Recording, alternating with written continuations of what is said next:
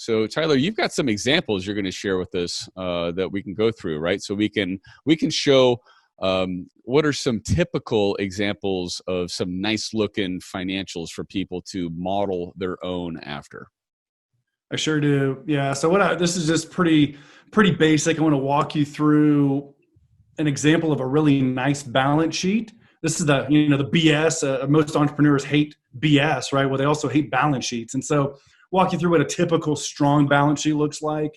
I'm going to show you what a typical really sucky, really weak balance sheet looks like. And then we can kind of pivot and talk about profitability and P&L. So, the American accounting system, like the numbers actually do mean something. Your assets are always kind of your 1,000 numbers. Your balance sheet's going to have a picture of your cash position, anything that's receivable. For a seller, somebody that has a product brand, which will be a lot of our customers, Nate, this inventory line is important for two reasons. One is it's an asset that needs to be brought onto your balance sheet.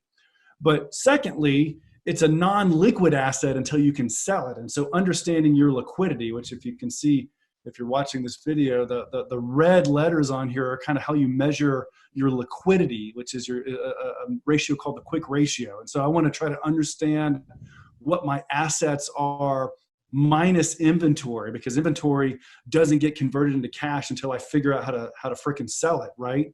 So I want to take that asset understanding. In the example that I have on the screen here, they have about 100K in total assets, minus 80,000 of that is actually inventory. It leaves them with $20,000 in liquidity. Now, this is actually the example of a poor balance sheet, because you look down here at the liability section. This is your 2,000 area of your balance sheet.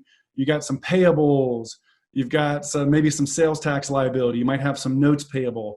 But for this particular seller, their quick ratio, which is that $20,000 of liquid asset, that's the cash, that's the stuff they have in the bank, plus whatever Amazon's going to pay them next week, divided by their current liabilities. In this case, it's 46 grand.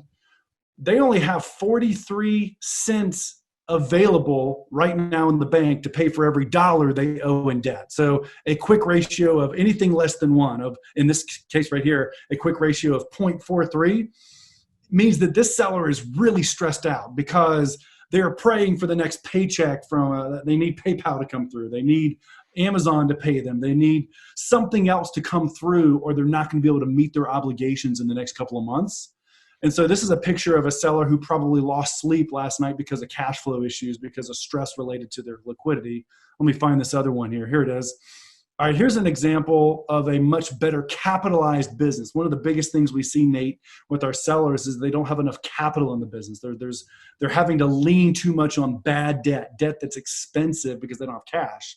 This is that same balance sheet. Cash going to be up here in the kind of 1,000 area. They've got a small receivable from Amazon. And then this particular seller has just short of $45,000, $50,000 in inventory. No big deal. We're going to take their asset value, subtract those two inventory numbers. And this guy has liquidity on the amount of about $82,000, which in and of itself doesn't mean anything. But when you compare it to his current liabilities, now this quick ratio is 2.6. That means they have $2.50 in the bank for every dollar they owe in current liability.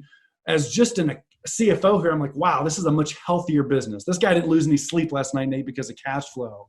Does that make sense? Does the balance sheet stuff kind of make sense here? Any questions about that, Nate? Yeah, it's amazing to look at it from your perspective. I like how you've broken it out this way. I'm ashamed to say that I've done a lot of e-commerce sales and not even known that simple of a way of looking at things.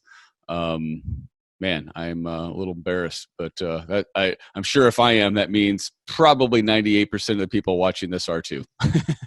Be sure to subscribe and hit the bell for notifications about new videos and interviews.